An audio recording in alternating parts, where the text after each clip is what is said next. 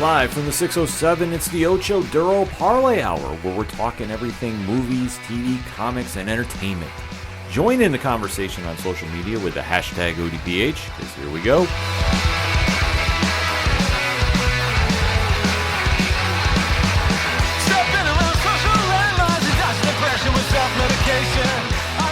Welcome to an all-new edition of the ODPH podcast, better known as the Ocho Duro Parlay Hour.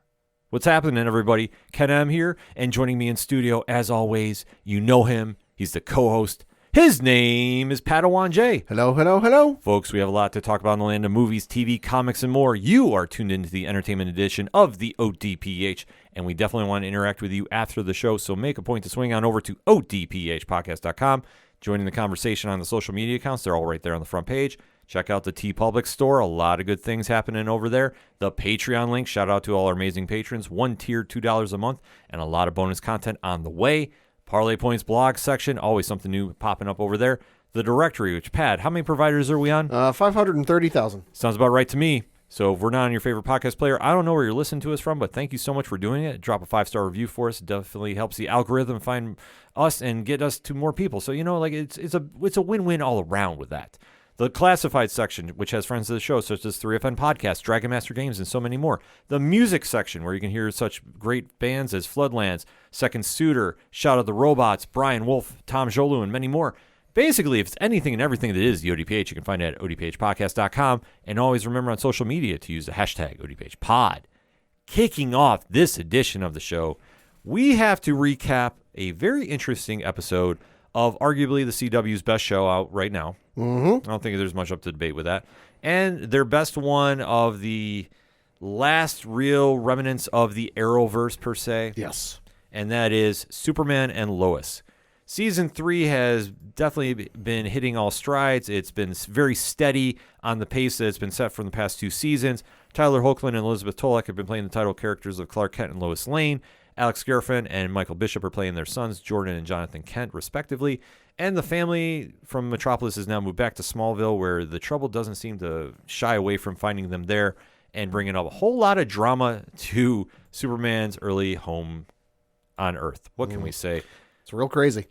It's been real crazy. This season definitely has been going into a lot of different directions and focusing on different characters throughout, because the one situation that they're having is they do have a very big cast. So what we're going to be doing is talking about the latest episode entitled Forever and Always, episode 7 of season 3. So if you're new to the ODPH, first and foremost, thank you for checking us out. What we like to do is a spoiler-free statement about the episode. So if you haven't seen it yet and you want to check it out, perfect. We're going to let you know our thoughts, and then you can go pause the episode right here. Pad puts the liner notes of where to jump out if you need to. And then when you see the episode, pop it right back in where you left off, because after we give you a countdown, because we like to make sure we do everything in our power to make sure we don't ruin anything for you. After that countdown happens, we go into full deep dive of spoilers. So you have been forewarned here and right now. So Pad, that being said, give me your spoiler-free statement on Forever and Always from Superman and Lois. There wasn't a lot going on for this action-wise, but that was made up with the story that went on in this and the character development and everything else. Like, it was kind of like, you might look at it on the surface and go, oh, that was a filler episode. No, this was one of the heavier episodes they've done. And it left me at the end of it just kind of sitting there, letting the breath out of my lungs going, fuck, like this was crazy and this was heavy. Fantastic episode, though. Yes, this one was one of the more dramatic episodes of the series thus far. And I think between all 3 seasons, they do an episode like this pretty much at least once per season, where you get this really emotional deep dive into characters.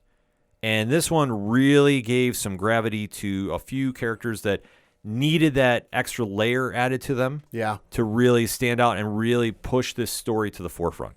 So I love what they did here. I do agree with it. On the surface, it did appear as filler, but by the time we got to the end, oh man, did we ever get some explaining going on. And a theory that I've had for one character was proven right. So we'll definitely have to talk about that. But it's definitely a solid episode and definitely continues the winning streak this show has done since the return for season 3.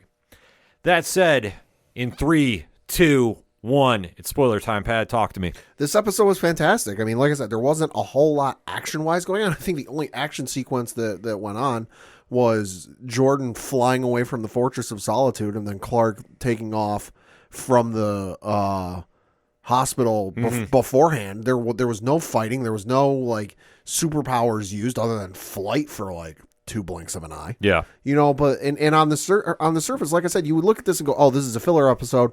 There isn't that bombastic fight sequence that you expect with every episode. You know, there wasn't anything crazy. We're like, oh my gosh, how's he going to defeat this person? It didn't need it, though, because when you look at the story and what happened and just what they were dealing with and kind of a lot of secrets and unresolved issues coming to the surface that we should have seen coming and have been bubbling underneath the surface for quite some time. You know, you didn't need those action sequences. You didn't need the fight scenes or that conflict and then the resolution, because there was plenty of conflict going on without a punch being thrown. Mm-hmm. This episode really gave a great insight to the character of Bruno Mannheim. Chad L. Coleman has been crushing this role this entire season. Yep. And to see his story played out with Daya Vaidya, who is playing Pia, his wife, this really added a certain element to their story that by the end of it, you were really second guessing about what his true motives were. Right. Like, that was the wildest thing about this, because we know as a comic reader, Inner Gang, longtime enemy of Clark Kent, you know Bruno Mannheim is a dangerous character. They're not Boy Scouts. No, by no means. And obviously, Lois Lane has been trying to investigate him for years. As she said, like, that's the holy grail. That's her, top prize. I think she even said at one point that, like, that'd be better than winning any Pulitzer. Yeah, that she has been trying to expose him for being this mastermind criminal for years and can never do it. Yeah. And now, with this episode, you got a great insight to what he's doing, how his relationship with Pia came to be, and where their story is going now. Right. That by the time you got done, you really had to kind of second guess a few things. Mm-hmm. And they've camouflaged a lot about his character thus far, because all we know from the comics is like, okay, he's a bad guy. He just wants to do this for power and money. Right. And yet there's such a dichotomy added to this. They're trying to make him a sympathetic character and trying to make you feel bad for him. Yeah. Like, it's crazy to think about what they're pulling off here. And like I say, it's just such an added element to their story that by the time we got to the end, I was like, oh man. Yeah. Like, we got towards the end, before the final scenes, and I'm like, they're trying to make this motherfucker, meaning Bruno Mannheim, a sympathetic character. They're trying to make me feel bad for this guy. Yeah.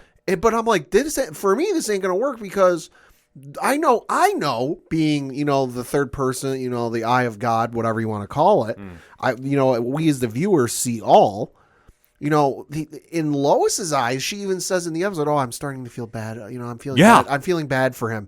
I don't see the maniacal, mobster anymore. I see the doting husband who's standing behind his wife." And I'm like, that works for you? I know what this dude is doing behind the scenes. Yeah. Like I said, the dichotomy between hero and villain, so to speak, or sympathetic character, I should say sympathetic character to villain mastermind, was just brought right to the forefront with this episode. And I thought they really made a point to really paint that picture, that you, the viewer at home, had to really decide about, okay, what's really going on here? Because where it jumps in, obviously, there's a lot of storylines going on with each character. Lois is really starting to feel the effects of the chemo. Yes, because she's been battling stage 3 cancer this entire season, and is really starting to take a toll on her. And like we've said this very much throughout this entire storyline, how the writers have handled this has been very tasteful. It's been very superb.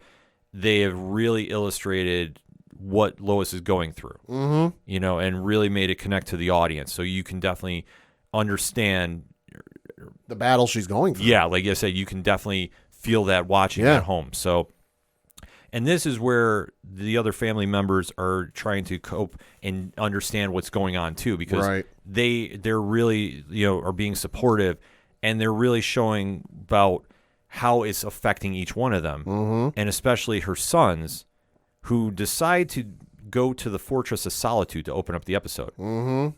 to talk to Lara, who is Superman's mother. So yeah, it's the hologram of Superman's mother in the Fortress of Solitude. Right. And they're literally going there and saying, "What can you do to save our mom?" Because they know something's going on because Clark and Lois go to leave the farm to go to Metropolis for another round of chemo treatment. And Jordan and Jonathan are basically talking. They're like, "Listen, something's up. They're not telling us something. They're hellbent. They're convinced of it. They're pulling the wool over our eyes. Like, what's going on?" So yeah, they go to the Fortress of Solitude. They beg Laura, like, "Listen, we know there's a lot of stuff you can do that modern medicine on this planet can't. What can we do to help, our mom?" And Laura looks at him and goes, "There's nothing." Yeah, she goes, "I can't do anything." She's like, "Whatever we do would kill her instantly." Well, you don't know that. Yeah. And yeah, I mean, and like I said, I thought the boys acting in the scene really shined through. And I said, I know Michael Bishop has just taken over the role from Jonathan Kent this season. He's been fantastic. Oh, he's been great. Yeah, I mean, how they write his character, I still say it's the best written character on this show. Right, and you can definitely tell there's a difference between the twins because you've got Jordan, who's been training with his dad and has experienced some of the Kryptonian stuff. And I don't think he fully understands, why Laura can't and why the Fortress can't do anything, but he has an idea because he's not really protesting as much as Jonathan is. Whereas Jonathan, who doesn't have powers, is strictly, human. He's an Earthling. It doesn't understand. He's got no experience with this stuff, and he just can't understand for the life of him. You can do all this stuff, you can project all these images, and you've got all this crazy technology that's light years ahead of us. What do you mean, no? Yeah, and you can definitely understand their frustration in this. That they're sitting there feeling helpless, that they can't do anything. Clark does appear at the Fortress and is going like, "What are you guys doing here?" Right. And they basically say, you guys have been holding stuff back. We want to do something. We can't sit here and just not do anything. And Clark is saying, "Listen, we're doing all we can. This is not going to work out. We have to, just support, Lois in their battle." Yeah. So they wind up flying back, home via Clark saying, "You guys are out of here. You get no choice in the matter. Right. Leave." So when they go home, they find Lois's will. Right. Jonathan is still hellbent and convinced. Like, Jordan's ready to accept it at face value. Like, listen, it is what it is. We just have to accept it and move on. And Jonathan's like, "Nah, fuck that. Like, they're hiding something. We got to find what it is." So they go into Lois's office or desk or whatever it is and start rummaging through her files. And that's when they open up a folder book thing, whatever it is. And they see the last will and testament, and then they start seeing some letters. Yeah. So, which again, we know what it's about because a couple episodes ago we heard Clark and Lois talking about this. They're like, "Hey, this is a just in case things go south." Yeah. They don't know this, right? And that's an emotional scene. It was a very powerful one too, because I mean, if you're seeing your parent write out their last will and testament, yeah, and finding that, and just the emotional shock that is, yeah. Like I said, I thought the scene, they played it out perfectly. Yeah. And obviously that carries through a little later in the show. Because then we now shift to Hobbs Bay. Now this is the facility that Lois is getting her treatment for her cancer at. And she has now made friends with Pia, who she does not know is Bruno's wife. But again, we, the viewer, learned at the end of the last episode. Right. So Lois is still trying to dig a little deeper into Bruno Mannheim. Right. She knows that Pia's been there for quite a while. I think it's even brought up that she's been there since Bruno Mannheim took over the facility. And she's like, "Oh, you've been here for so long. You must have run into him at some point." And she's like, "Yeah, you know what? He passed by one time, but it really wasn't that big a deal." "Oh, come on. All the times you've been here, you've never had a conversation with him?" And she's like, she really doesn't want to talk about it. Yeah. Because she's taking every easy out to not necessarily divert the conversation, but she's like, wanting to cut it off at the legs, so to speak. Because, "Oh, you must have run into him at some point." "No, you know what? He might have passed by, but we really didn't have a conversation." "Oh, surely you've said something to him because, he's an important figure in this hospital." "Listen, it's a big hospital. He can't be everywhere at once." Yeah. So Lois is still trying to interrogate Pia. Pia is very non-receptive to this, and I think that's probably the nicest way to put it. Yeah, she gets real pissed real quick. Yep, gets up and says, "I want to go rest. I'm in my final treatment. Yeah. I want to be left alone." And she takes everything with her and goes as far away from Lois as she possibly can. Yeah. Meanwhile, Clark decides to do something I did not see coming. I'll be very honest about this. No. And Pat, what does he do? He goes to interview Bruno Mannheim. Yeah. Now, he goes not as Superman, mind you. He goes as Clark. He goes as Clark, reporter for the Daily Planet. Well, former. Well, yeah. Yeah, but still as famous as his wife. Exactly. Opens some doors. Yeah. So Bruno accepts this invitation. He's even surprised by it. He goes, I think he even said, "This is something I did not expect." Right. And he's like, no, he was like, I see the work that you're doing, and obviously he makes a personal connection there as well. Yeah, I want you to tell your story. Yeah, so we literally get the story of Bruno Mannheim and his rise to power. Yep. And obviously they do this in very unique sequences. So like you don't get the whole story all at once. Right. Like they'll do a couple minutes, then they go to somebody else in the cast, right. Then they come back. Right. And then, and how they space it out, because what they really show is Mannheim is trying to work his way up in the ranks of Intergang. Right. And he's trying to go argue with the boss at the time. Right, at the I want to say diner, but I know the restaurant. Yes, at the restaurant there. We've seen the connection with Pia and Bruno made at. Right. Because there's pictures all over the place that Bruno was there. And more or less it's in the suicide slums. Yep. Which is a very well-known place in Metropolis. Yep. So you're seeing that Bruno is trying to plead his case, and he's really trying to sell, like, this is what we can do with Intergang.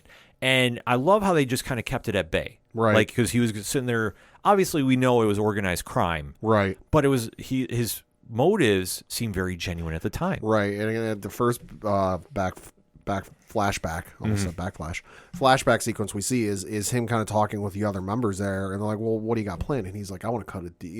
He wants to get Lex Luthor involved. Yes. Because presumably at this point Lex isn't in jail yet. But they're like, "Why the hell would you want to get Lex Luthor involved? Why do you want to face off with him?" And he's like, "I don't want to face off with him.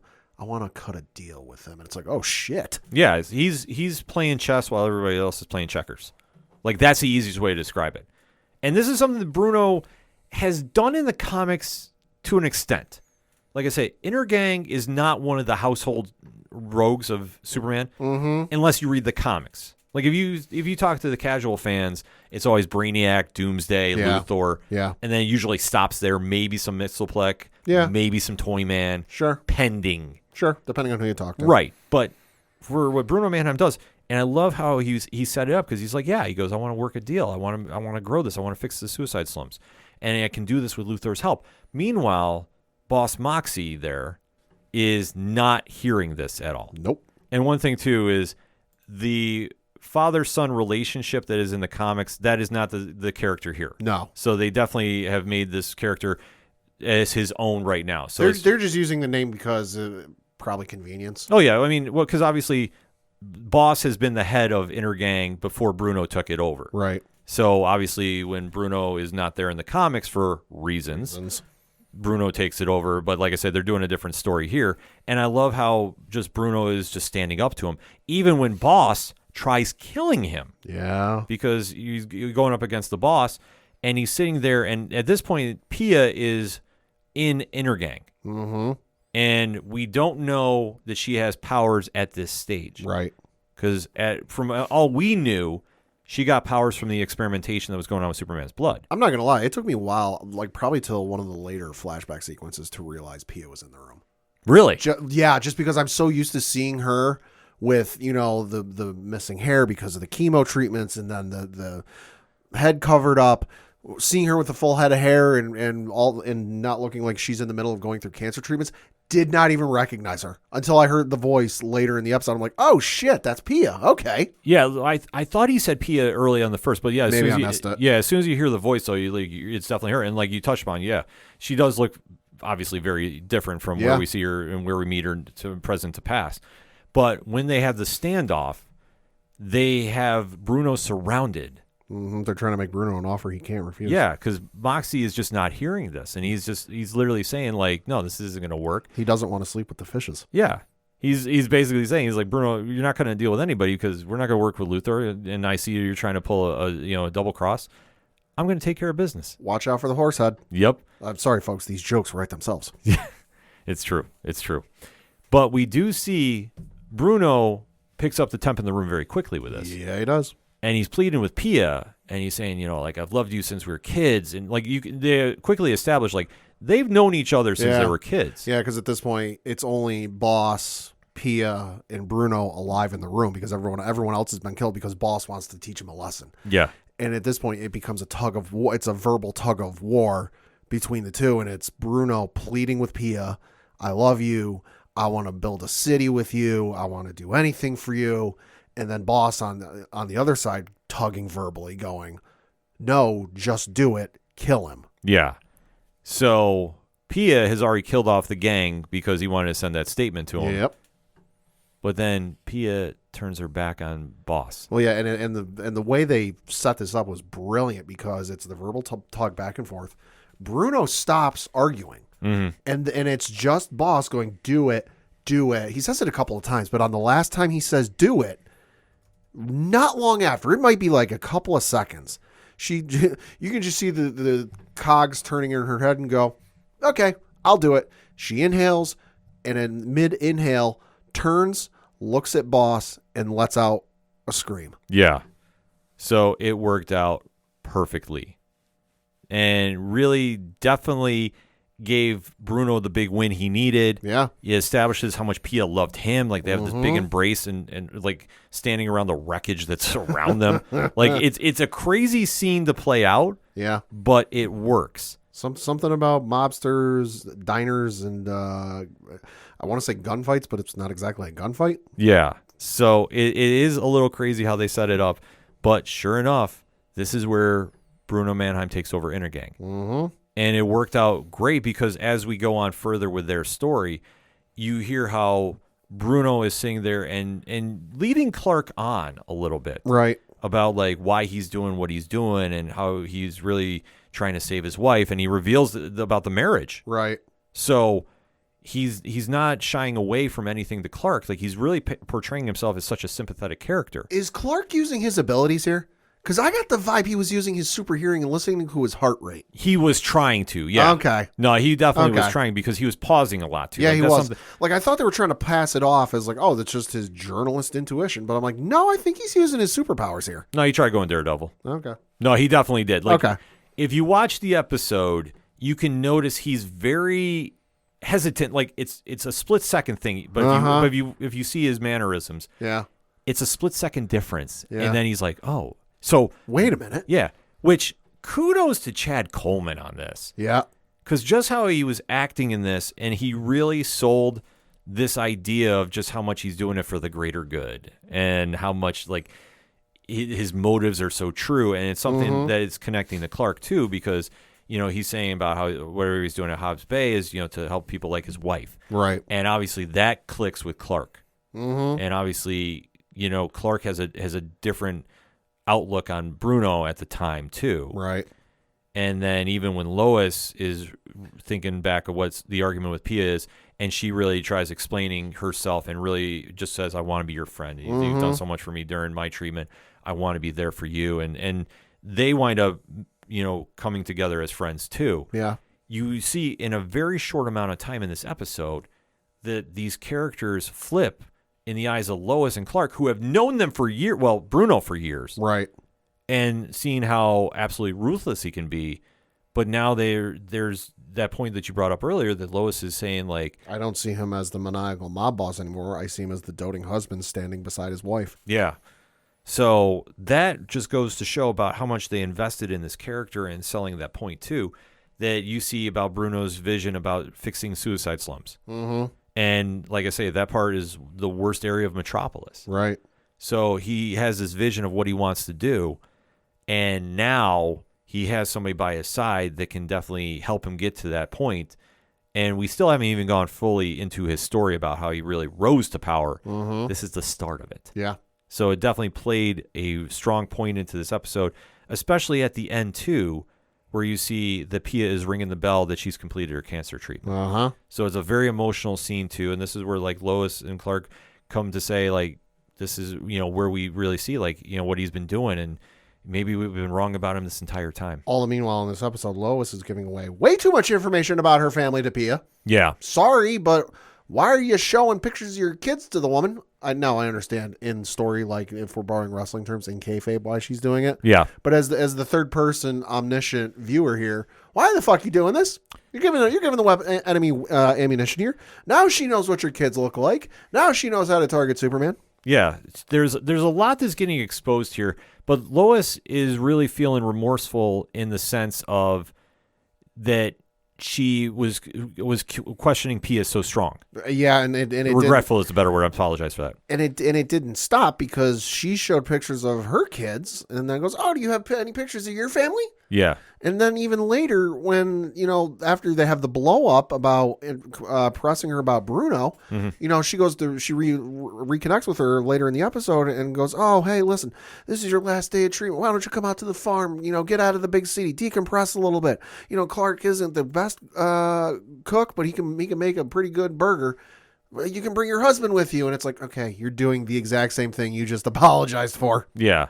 But that's what she feels so emotional about, what she did. Like I said, it was regretful, and I apologize for saying remorseful. It was one of the situations that, she's just really trying to say, like, listen, I'm not trying to be a reporter, I'm trying to be your friend, and just exposing a lot, too, which does come back to play a little later. Yep. Because now Pia knows who her family is. Yep. And it does appear that we will see the Mannheims in Smallville, but not for who you think, though. Nope.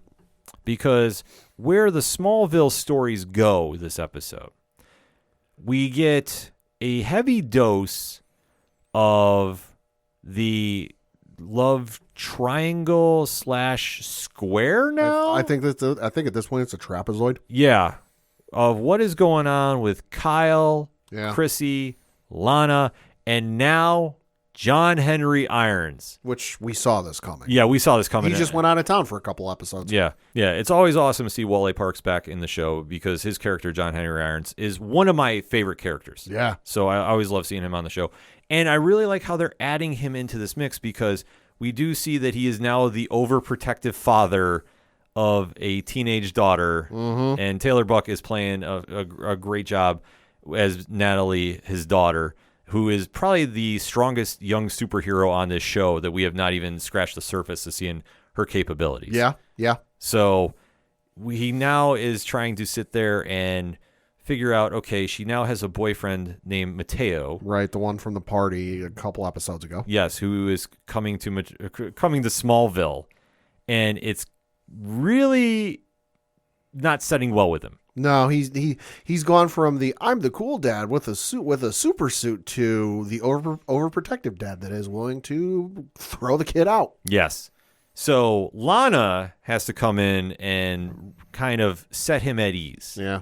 So, and Amanda Corky does such a phenomenal job in her role too as Lana, and you see like they're bonding, and we obviously know that is going to be something happening. So. For as much as she's bitching and moaning about her ex-husband and Chrissy getting together, look in the mirror there, Lana. You're doing the same thing. Yeah, you just don't realize it yet. No, she doesn't realize it yet, but it's definitely happening, and especially how she's seeing this, and it's really been a distraction to her because she's now seeing that Chrissy is growing in her role, so to speak, as the new girlfriend. Right. Even though there's an awkward scene, I guess if I have to critique something on this show. Okay. The scene where Chrissy is picking up takeout at the restaurant. Right. And Sarah is there with Lana. Yeah. And I don't know what it is this season. Uh-huh. Like, and it's nothing against Indy Navarrete, who plays Sarah. Okay. But is it just me, or is the writing about her just, she has to add in something so rude every time? Like over the top? It does feel like a lot of that, but I kind of chalk it up to teenage hormones. I mean... And growing up and being really angsty and really angry at everything as a teenager. It just seems like this season, and granted, like when it's her and Jordan, will they, won't they, I get annoyed easy. Yeah. But it seems like where they're writing her character, it's every time she's got to say something super smart ass. Like, Well, and it feels forced. You're not wrong, but I look at it from this perspective that she's been dealing with the issues with Jordan. Mm-hmm. You know, which okay, hey, we've said our piece about that, but from a story perspective, she's dealing with that. She's dealing with her parents getting divorced, and any I can't speak from experience, but I'm sure any kid who has been a part of a divorce between two parents, it's a very tough go of it. The first couple of years after it's all said and done. So we're still in the throes of that. You know, I think it's been, if I remember correctly, it's like maybe 2 months after something like that. It's 2 months since the end of last season, so it ain't real long. She's still going through this. Oh, by the way, when all of that was going on and her parents' marriage was falling apart, she got embarrassed at her quinceañera, you know, at the party in front of all of her friends and family, you know, and then she's got to deal with all the nonsense at school going on. So she ain't got a whole lot good going for her right now. So I can understand her being a little angry and a little angsty. And oh, by the way, I've not mentioned that like her father, who just got divorced from her mother about a month ago, is now already seeing somebody else, and they're staying together. Yeah. I can understand that point too. It feels like at times with her character this season, it feels like over the top forced. Teenage angst. Yeah, I can see that. And I only say that because I read an entire book of teenage angst with Harry Potter and the Order of the Phoenix. Yeah, Harry screams a lot throughout most of that book, so hey, it's teenage angst. Yeah, like I say, I don't know. Like how it comes off to me though, like I'm just like, okay, I understand the venting, but it just seems like we're flip-flopping a lot of the anger at everybody she's around. Mm-hmm. Like I say, how she's been written this season, I haven't been a super fan of, but I understand your point though. I will agree with you about that. Because there's that awkward moment that happens where she says something super smart-ass to Chrissy. Then Lana has to say, don't ever do that again. Uh-huh. And then all gets resolved at the movies, which, I mean, I understand. It's the movies. Well, and it got even more awkward before that because it was supposed to be Kyle, Chrissy, and Sarah going to the movies, along with Lana was supposed to go. Yeah. Lana had to back out because there's ongoing issues because, hey, she's the mayor. Right. You know, whoever's in charge, whoever they hired to build them a new town hall is stonewalling them and trying to get her to back out because she's a woman. Mm-hmm. And this isn't me projecting or me thinking what's going on. No, Lana says this in the episode. Yeah, she says it in the episode. She says this, so Lana's dealing with some sexism. Yeah. You know, so Lana backs out. So it's Chrissy and Sarah waiting on Kyle to show up. Chrissy's in her dad's apartment waiting for her dad. Or not Chrissy. Sarah's in the apartment waiting for her dad. The door opens. Chrissy comes in and Sarah goes, oh my God, he's giving you a key already? Yeah. And she's like, no, he let me borrow it for the day so that I could come in. And then all of a sudden Kyle backs out because he's going to be stuck at the station working all day. So just as things seem to fall apart, you know, and Sarah's like, oh, you don't understand. Chrissy doesn't go full blown into it, but she at least pulls back the curtain a little bit on her backstory that she must have gone through divorce between her two parents and her life, and goes, listen, I understand how you're feeling, but I'm going to leave you alone and you can do whatever you want. And at that point, Sarah feels kind of guilty and goes, you know what?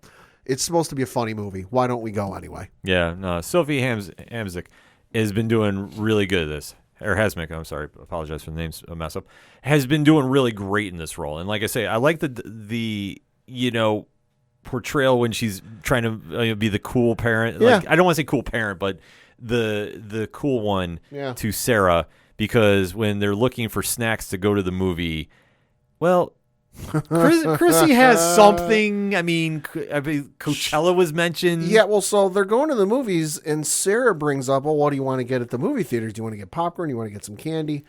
And Chrissy pulls out her bag and goes, and she goes, oh, well, don't worry, I've got it covered. Yeah. And she opens her purse, and Sarah looks inside and goes, oh my God, this is insane. You're like it's like a candy store in here. Yeah. And she goes, oh, well, why buy full prices when you can sneak in, you know, lesser price, but the same size or something to that effect. Yeah. And so she's like, oh, go ahead, pick something out. And Sarah sees something that catches her eye, and she goes, ooh, these gummies look good.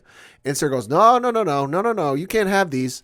And Sarah, not being a total idiot, puts two and two together and realizes that they're edibles. Yeah. And she goes, oh my God, you're a stoner. my dad's dating a stoner. And Chrissy's like, no. I go to Coachella every summer and bad decisions are made. Please don't bring this up with your father. Your father doesn't need to know. And Sarah just keeps going, my dad's dating a stoner. Oh my God, my dad's dating a stoner. It was a funny moment, yeah. It was hilarious. And then she realizes, wait, she said Coachella. And she goes, wait, which bands did you see? Yeah. No, it's a funny scene. That, like I say, it shows a little bonding experience, which Lana does see from the distance, but and she doesn't seem too happy with. But then that's why she meets up with John Henry Irons. Mm-hmm. Because at the same time, Mateo is in town, takes Natalie out for the movie. They have their first kiss, and obviously you see sparks flying of young love. So, I mean, but ultimately that's going to be short-lived as we get to the end of the episode. Yeah. Because where we tie everything off here, we see that the twins have, confronted the parents about what's happened. The parents admit, okay, yeah, we've been hiding stuff from you, but you said no more secrets. Yeah, we know that we're going to show you some more secrets. Yeah, I mean, the Kent family has always had that dynamic between them. Yeah. That they're really trying to do the right thing, and sometimes it doesn't happen. But it reflects real life a lot. Although, hey, kudos to the writers for the low blows Jonathan was using on Clark. Yeah. Hope doesn't cure cancer. Fuck. Yeah. Oh. Like I said, the writing of his character. There were some Mike Tyson uppercuts in this episode from Jonathan. There was some jabs there because Jonathan is not open to hearing Clark try reasoning with him about this. And he's very committed that they can find a way to do this. Mm-hmm. And like I say, the lines that John was saying, oh, fuck. Yeah, was like, oh, wow. Yeah. That's a low blow. But, I mean, they ultimately, come to a resolution. Like, we're going to support Lois and listen. She's not invincible. We're going to have to just stand by her side. Well, and ultimately they solve the whole why can't we use Kryptonian technology thing because Clark finally goes, listen, could it help her? Maybe. We don't know. But ultimately it's not fair for us to use that technology on her and not give it to the world to use. And using Kryptonian technology in this world for everybody to use is not the safest thing. Yeah. So there is that resolution there. And then we do get a quick resolution, too, with Lana and Sarah having a bonding moment. Yep. Where Lana is, accepting what's going on, but still trying to be on a good pace with Sarah, lighting off some fireworks was something Lana used to do as a child. Yep. And it really kind of ends the episode in a very, calm fashion until we get to the finale where Mateo is talking to Pia, and we don't see him right away, but as soon as he comes in the camera shot, you now know that it's the slow reveal too. It's the slow reveal, which I called way back when. I said because Pia and Mannheim are talking, about what they're going to do and how they're going to handle things, and they hear the door open or the door close, whatever it is, and they go, "Oh, hi, son," and you just see the camera cut from the two of them to the hallway, to the doorway or door frame or whatever it is. And you just see the slow reveal out of darkness that their son is Mateo. Yeah. Brilliant framing. Yeah, so now they're planning on having a dinner. Because she's the one. Yeah, because she's the one. And now they're setting up where they're going to meet John Henry Irons, who in this timeline, Bruno Mannheim killed. Yep. Awkward. Yeah, and next week's episode is titled, Guess Who's Coming to Dinner? Yeah, so no, we're not going to wait long. We're not going to wait long. I love that they're just going to go right into this because we're almost at that mid-season break point. Right. And then we know that Lex Luthor is coming to the show. Right, and we should note with the writer's strike going on that this season is filmed and done. Yes. So the writer's strike that's currently going on in Hollywood will not affect the show in any way, shape, or form. Yeah, we stand with the WGA too, by the way. Yes. So just putting that out there, Pad, to wrap this up, final thoughts on the episode. Fantastic episode. Like I said, there was not a lot of physical confrontation, but there was a lot of verbal confrontation, and one of the heavier episodes, but it was a fantastic episode. Fully agree. I thought they really showcased the Mannheims, and you really got a true understanding about his character. And it's always something with villains, too, when they're not pure evil. Like there's something to their motivations that just translate and you can empathize with a little bit, unlike what they do with their actions. I thought the acting was spot on with this. I thought the writing was very, very good dealing with Lois's situation. Jonathan Kent, I still say, is the best written character on the show. And even the Mannheims and the big reveal at the end, it's going to be a very, very long wait for the next episode. Like I say, 6 days is not going to be enough, but I can't wait to see how it all plays out after this episode. But let us know what you think. Hit us up on that hashtag ODPH pod. What is your thoughts about the latest episode of Superman and Lois? We can't wait to hear about this. So we're going to take a quick break. We'll be right back. Together, we can make a difference. That's been the sign-off for everything Livestream for the Cure related ever since the event began back in 2017.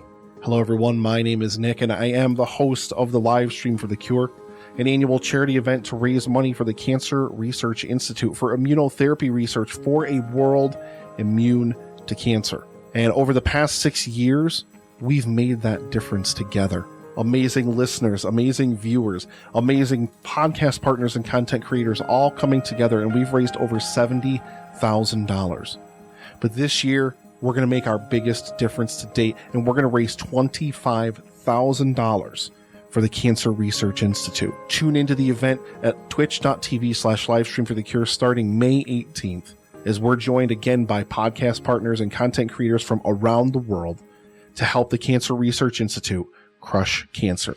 Together, we will make a difference.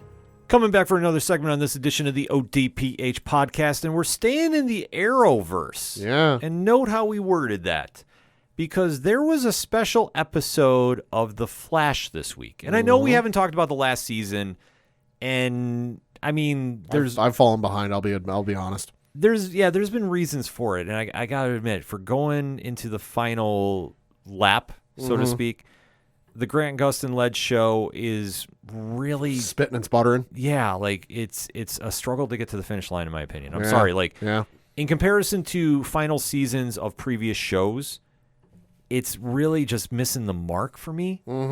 And I'm going to be watching the last episode because obviously this show has played a very big part of my fandom for quite some time.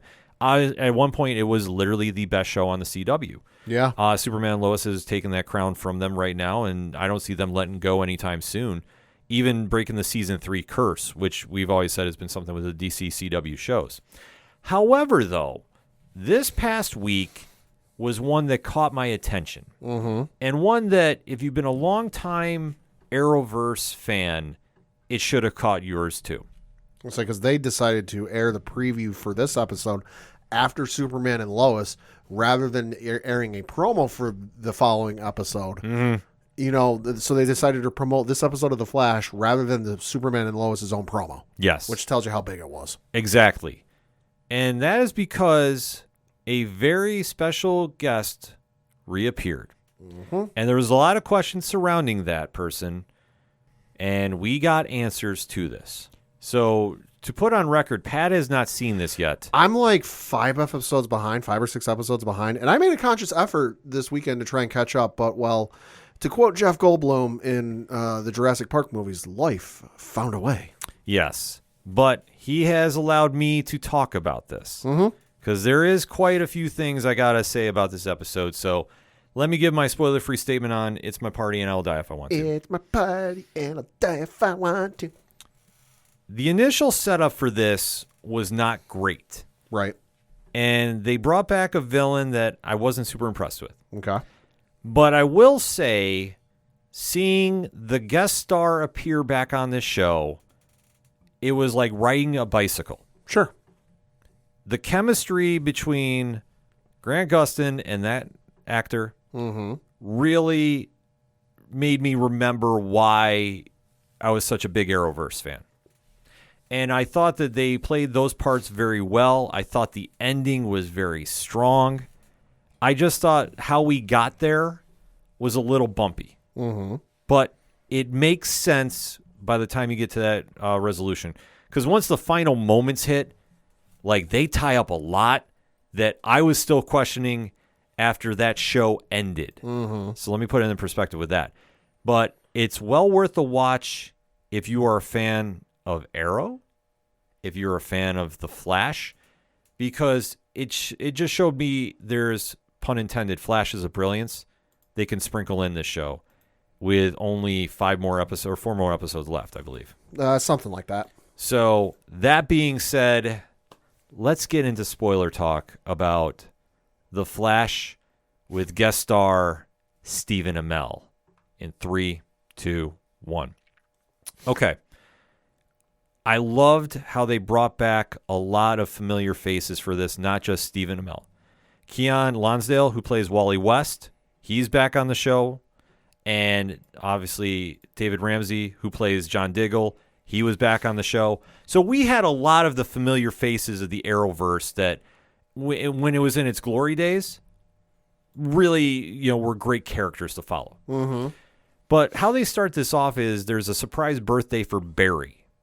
And Wally and John are there. And Wally is like... I didn't like how he was written because apparently he's gotten to like his spiritual side, so to speak. I've never, for as great as the character is in the comics, although it depends on who's writing him, I've never liked Wally on the shows. It doesn't matter what show it's on. I've never liked it. See, I didn't mind him when he debuted on the show. Yeah, I thought he's been fine. But like how he came back, he's like one in touch with the energies and the earth. That's how he was the last time. Yeah, that's what I say. But it was like it just seemed like it was amplified. Yeah, like he was like just. Like I say, it was almost like the spiritual thing. Like it was just kind of like in touch with the earth tones and the crystals. Yeah, and the crystals and the vibes and all that. Yeah. So it was like he's explaining that he's been trying to cross into other timelines, which I'm just like, really? You haven't paid attention enough. What happens when Barry does that? Yeah. How does that work? Because he's realized there's other timelines. So hello, Flashpoint. There's other me's, and what happens when we cross paths? And I'm just sitting there going like. Oh, no, we're not going down this road, please. Like, we're going to have Flashpoint with Wally West as the catalyst. Yeah. Just because, we don't need to keep doing this for the show. It's a tried and true, writing method with this writing team for the Flash. Inevitably, there is a speedster who's going to run through the timeline and fuck shit up. Yes. So, while everybody's having this party, we do see that everybody starts, falling unconscious. Because they've been drinking some of the champagne, except for Chester, who's played by Brandon McKnight. Okay. And we find out that there's one person behind all this, and that's Ramsey Rosso, the villain known as Bloodwork. Oh, yeah. Played by Sendel Rafamuthi. Okay. I apologize if I butchered the name. So we see him back. Now, when Bloodwork was here the last time, I was very vocal on the show, it's an interesting villain, but it's not one that can go through an entire season. Right. It's kind of like a filler villain. Yeah. And Ramamurthy was very good in the role that he was in, but the villain itself is right. If we're talking comic terms, it's a between arcs villain. Yeah. Like you're using him to set up the next arc in your comic book story. Right. Because his powers is, basically he's trying to find a way for immortality. Sure. Because he has a very weird genetic disease. So he's doing this, and once he takes everybody out, he's going after Barry. Mm-hmm. And he is trying to use Wally to get to him. Mm-hmm. Because what he's thinking is he can use his powers and he can take over other worlds and create this immortality going on with his powers. Because like I say, they're kind of weird because they remind me a little bit like Venom and just like the symbiotic things, but it's how it comes off is just weird. And like I say, he's got this grudge against Barry, and he ultimately takes over Wally. So he gets into this confrontation, and it almost looks like a horror film where you see Wally's almost fermenting at the mouth. So yeah. His eyes are like a different color. Yeah. And they're sitting there, and he has the standoff, and then they do the vibrating hand thing. Yeah. Into Barry. He's gonna kill him, we've seen Reverse Flash do. Yeah. Yeah. So that winds up sending Barry into the afterlife. So he's dead. Okay.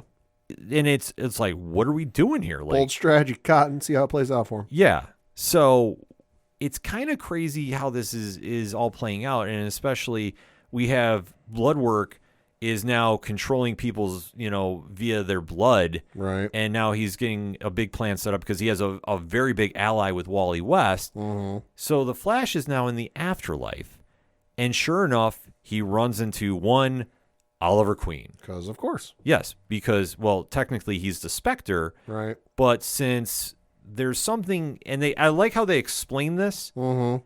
If there's a multiverse event that is too catastrophic, to kind of spell it out, it allows Oliver to come back. Okay. And he doesn't need exactly to be the Spectre. Okay. Which is kind of weird. Yeah, reasons.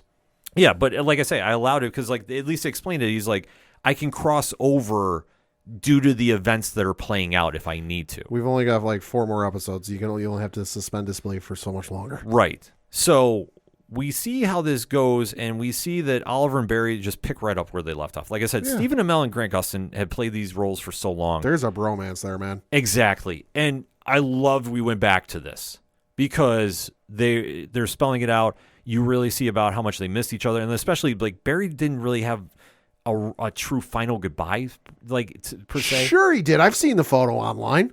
I've seen the meme. Oh yeah, the meme. I've seen the meme. Don't lie to me. Oh, him at the gravesite. Don't lie to me. They're Barry Allen. I've seen your goodbye to Oliver Queen. Yeah. You kneeling in front of the grave with the peace sign.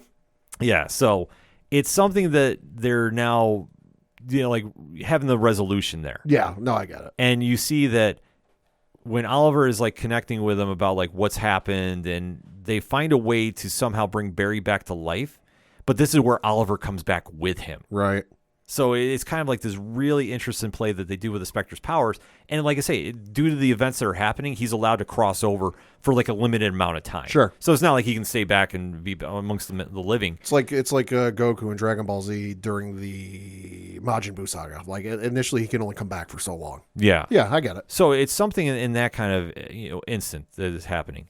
So they wind up coming back, and sure enough, Wally has opened up a portal into the multiverse. Of course he has.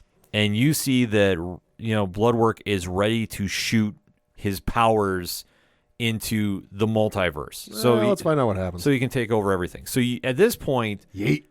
Yeah, we see Barry and Oliver show up. And of course, Oliver finally goes back to the party. Yeah. Too beforehand, and I like that's going to confuse the shit out of some people. It was because I know where they were going with this, yeah, and it was a weird thing that I forgot about at first because how it came off was so awkward. Okay, in my opinion, that for Barry's birthday, yeah, Diggle presents him with Oliver's bow.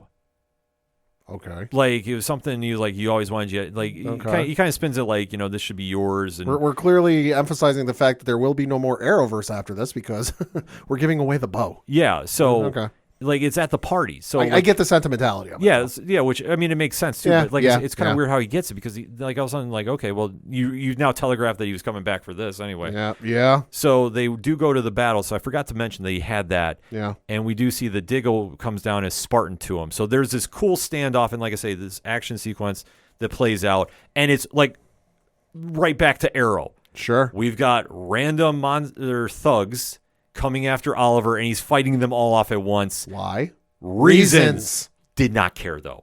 Like, this was just taking it back to old school Arrow when Deathstroke's army is, like, running through the streets and Oliver's fighting every one of them off by himself. Mm-hmm. Didn't care. Didn't make sense.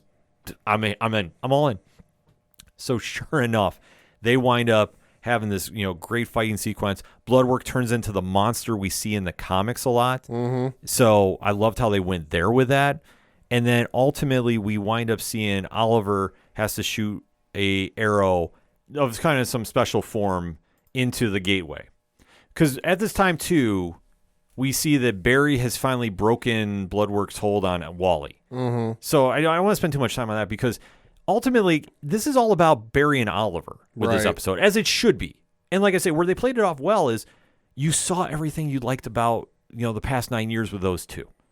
And this is where they played up everything else. Especially they have a standoff where you see the four of them, Diggle, Wally West, Barry Allen, and Oliver Queen, standing off. And it's like straight up comic book 101 to face off against the big villain. So like I say, they wind up, stopping the portal. They wind up taking out, what's his name? Bloodwork. Mm-hmm. And they've actually like depowered him. Oh, okay. Because like I say, Ollie had something on that arrow, if I'm not mistaken. Sure. Well, being the Spectre, that would make sense. Yeah. So they wind up doing this big thing where they can stop him, and they've now depowered him too. Mm-hmm. So Oliver winds up taking him out, and like I say, it's just something that the rest of his life, Russo, Bloodwork is human. Sure. So like that's the big punishment that you can do as a Spectre on him. So we get the final goodbye though, and this is where I thought this is the episode's strong suit. Okay. Like I said, this is the meat and potatoes of this. we do see that Oliver and Barry go out to a bar, and you do see that they've like have a resolution just about like, you can see my future. How am I doing? Mm-hmm. And Ollie hits him, and he's like, you do know you choose your own path, and you know what you're doing, and your heart is right. And like it's just this emotional scene where like Barry finally has that talk with him that he never got a chance to have. Mm-hmm. And even Oliver is still bringing about Felicity and his kids, and Barry's like, yeah, I keep tabs on them, and they're doing well. You'd be so proud of them. And you start seeing Stephen Amell get so emotional in this too, because it's like he knows like now, like this is the final goodbye. Right. And it's just how it plays out is so emotional, and it just connects with you on that fandom level. Sure. That it plays like right into the key aspects of like what you loved about the Arrowverse. Sure. And it's something that it just resonates as Oliver is saying his goodbyes to Barry, and it's almost like the passing of the torch. Like, you now know what I'm going to be feeling. You're going to be feeling what I'm feeling right now in a very short amount of time. And it ends with Oliver disappearing. Because I know back at Star Labs, there was a whole little side story going on too. And like I said, I don't want to dwell about that because honestly, it was kind of filler, to be honest with you. Sure. But we did get those final moments. In fact, we even get the goodbye between Oliver and Diggle. Oh, okay. And they do address how he turned down that green rock. Right. And Oliver's saying that was the smartest move you ever did. Ooh. Essentially. Ooh. So, yeah, I thought that was kind of telling. Interesting. Like, it was, to paraphrase a little bit, like you would have been stuck in development hell and off TV for 9 years. Yeah, like it was something there because you see they take it back to the scene where Diggle throws the rock away. Right. And like Oliver says, like, yeah, you don't know what that was going to do to you. Mm-hmm. And he kind of like gives it a little foreshadowing, which I was like, ooh, yeah. We're not saying that was a Green Lantern ring then. Right. We're saying this is something else. Like Right. I've started like going through my DC encyclopedia, like who could this be? Like, and I was just like, that was interesting, but yeah, to see them have that final goodbye, because I mean, Oliver said he's like, I can't stay. Right. But yeah. I could stay enough to say goodbye. Mm-hmm. And like I say, the scenes with him and David Ramsey were just, I mean, vintage. Oh, sure. Arrow, like to the letter. So love seeing that, and then even love seeing the goodbye too. Like I say, is those little moments to go into closing, because I mean that's how the episode wraps up for me. That made this whole episode worthwhile. Right. And it might sound a little wild to think about, but if you grew up watching the Arrowverse and understand like the true impact that he's doing, it really plays a point too. Right. And I know that this will be the final incarnation of Oliver Queen on the CW. Well, we'll see. You think? Yeah, well, reading from an article on tvline.com in which Stephen Amell did an interview with the folks over there. The article does read, quote, Stephen Amell firmly believes he still has some arrows left in his quiver. This week on the CW's The Flash, Amell, of course, reprised his role as Oliver Queen / Spectre / Green Arrow more than 3 years after the Arrowverse flagship series wrapped its 8-season, 170-episode run. Quote, going back and doing that was really, really exciting, but also by the end of the second night filming those fight scenes, I was like, okay, that's enough, he told TV Line, laughing. Yet when TV Line asked Amell if he now feels as if he has truly suited up for the very last time as the Emerald Archer, he was quick to say, quote, I don't think so. Close quote. Any next round as Green Arrow, though, would have to have a more finite timetable. Quote, we had a good run on the CW in the Arrowverse, Amell noted. But the idea of 22 or 23 episodes a year, that's a very specific way to make television, with act breaks and all those things. I had my fill of playing Arrow in that particular medium. But the idea of going back and doing something on a limited basis or doing a movie is absolutely of interest to Amell, he said. Close quote. Well, I don't think he's wrong in what he said there. No. I really don't. I think that what he's saying is, James Gunn, call me. I'm ready. I'm available. Yeah. And, and rightfully so. Like, I think this is something just to tie off the Arrowverse and the impact it's made. We have had actors throughout this entire run, starting with Stephen Amell and even to Grant Gustin, that we thought should have made the jump to the big screen. This is the way to make that transition happen. And I don't want to get into too much of a debate about the fate of the Flash role after the movie comes out. Right. Because I know that's a highly debated topic right now. It's a hot button issue. And we've said this before, and I think that our stances are the same. They're not going to make a decision about Ezra Miller's future with the role until the movie has come and probably hit streaming. Right. At the earliest. Right. So any speculation about that, I think people just need to temper. Right. Well, and James Gunn is in the midst of writing, and we're getting off topic, but it all ties in. Mm-hmm. James Gunn is in the midst of working on Superman Legacy movie. Yeah. The Superman Legacy. It's been reported today that he turned in his first draft for that film. So they're in the midst of pre-production, and he's going to direct it. So this movie's going to come out, hit streaming, hit DVD, hit Blu-ray, hit everything, and there will not be a decision made because it's not Peter Safran running the ship. It's not James Gunn running the ship. It's the both of them running the ship. Mm-hmm. One's not going to make a decision without the other. Right. So Safran can have his opinion and they can have discussions and whatever else, but it's ultimately going to come down to what Safran and James Gunn both think is best for the role moving forward. And they're not going to do it while they're in the middle of production and all this other stuff with the Superman movie, because that's a way too important project to get done to distract James Gunn with, hey, I know you're in the middle of filming this giant fight scene between Superman and picking a villain out of my hat. Sure. Metallo. Yeah. Or whatever it is. But hey, I know you're in the middle of filming this 1 week fight scene fight scene for a week with Superman and Mattel. But do you have 30 minutes to sit on a Zoom call while we figure out what we're going to do about the Flash? Yeah. It's not going to happen. It's not going to happen. But I think what you're seeing now, especially with Stephen Amell coming back, and the reaction to this episode for those that have seen it, has been extremely positive, and it reminds you about why these characters work so well with these actors playing them. That's where we're going with this. Because I think, if anything, this might have been an audition, so to speak, about what I can still do with this role. Mm-hmm. And I think it also ties off the legacy he had with these characters. And that's why, like I say, the moments he's in this show really stand out. Everything else, honestly, is filler. And I hate saying that about this show, but, that's my opinion. Right.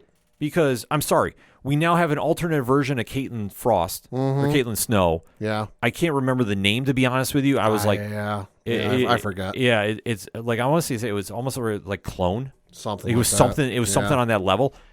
Honestly, I forget about it, and it didn't impact me at all. Right. Like I say, the side characters, I understand they're trying to push them, but it's almost at the same time, we know where this show is going. Right. Even where I'm at with the show, where they I just got through the episode where they did the reveal who Red Death is. You know, the speedster Batman looking thing.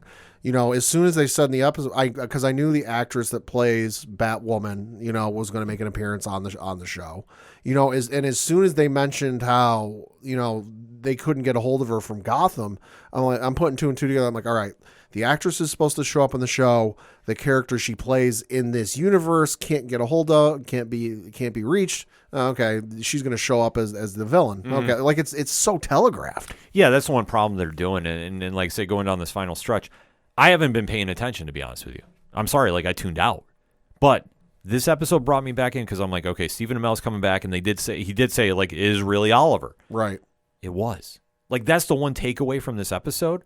Is if you have ever loved Arrow as a show, and good Arrow season 2, this is the kind of vibe you see because it brings it right back to him and Barry, the 2/3 of the Trinity of the CW Arrowverse. I know the Supergirl wasn't there, but who knows? Maybe she'll make a quick appearance before it's all said and done. Yeah, I feel like they would have announced it by now, unless they want to hold off to the finale. Like I said, that's the only thing. Because otherwise, this could be the finale, and I'm done, and I'm happy. Right. The only thing though is that could get expensive, just because even with movies, the one I can think of is everyone, when the Harry Potter films were coming out, was upset they didn't do the funeral for Dumbledore. Spoiler alert, but it's however many years later, Dumbledore dies.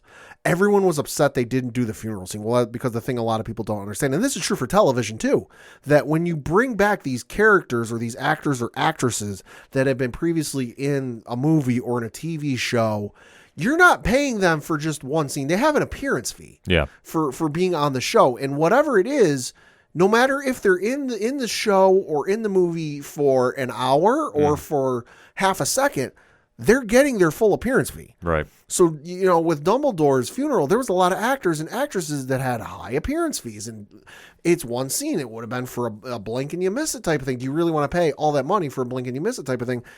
I'm not saying Melissa Benoist is high on an appearance fee, but if they want to do like an Avengers Endgame reunion where everyone's there at the end and everyone's standing there, that might be a little too costly for the CW. It could be too costly. I could see her coming in for one episode though. Yeah. I would have booked this, if we're going to use wrestling terms. I would have booked this a little differently. Because I think Arrow being there, yeah, this is great. They could have honestly just left this as a series finale, and I would have been fine with it.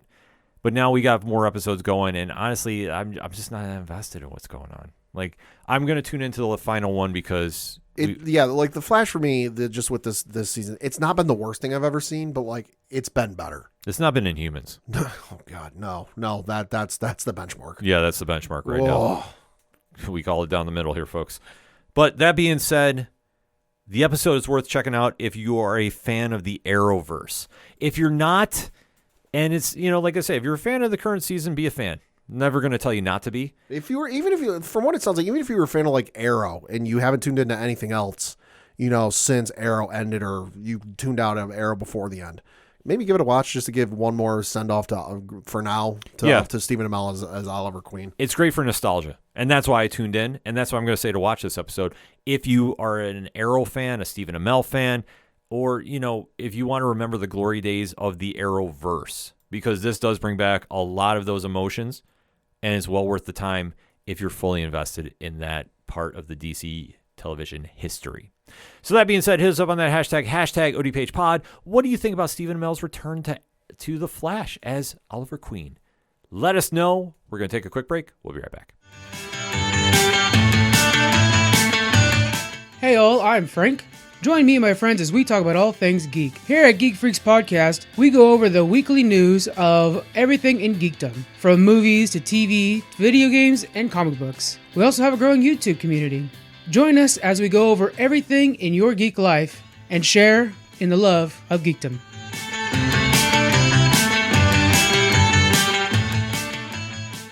Coming back for another segment on this edition of the ODPH podcast, and it's Marvel Cinematic Universe time. Yep.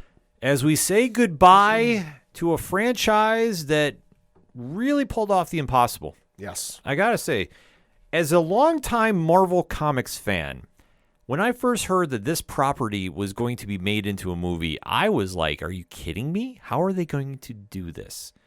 And let alone the vision from one James Gunn brought the space traveling team to life and won over the pop culture audience that now we are saying goodbye to the Guardians of the Galaxy with Volume 3 hitting theaters this week. Yes.